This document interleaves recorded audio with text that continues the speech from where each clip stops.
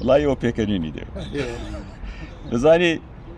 یەکێک دەتوانی باسی ئازادی بکات کە خۆی ئازادی بەرپا کردبێ ئەو ئازادیەی لە شوێنێکدا بەرپا کردبێ کە خۆی حکومڕانەتی دەکات ئازادی ئەوەیە بە مدەڕع و دەبابە بچێت سەر خەڵک ئازادی ئەوەیە سەرۆکی سێ حزب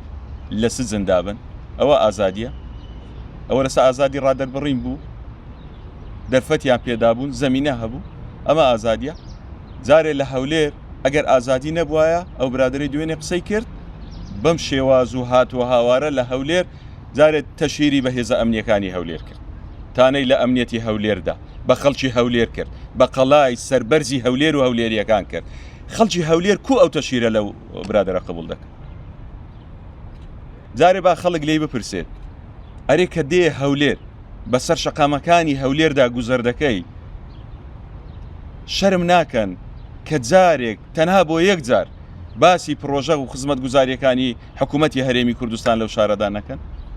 خەڵک دەبێ مە لێ بپرسێ خەڵکی هەولێر لە 11 وەڵامی هەموو ئەو چاوەشەکاریانیان دەداتەوە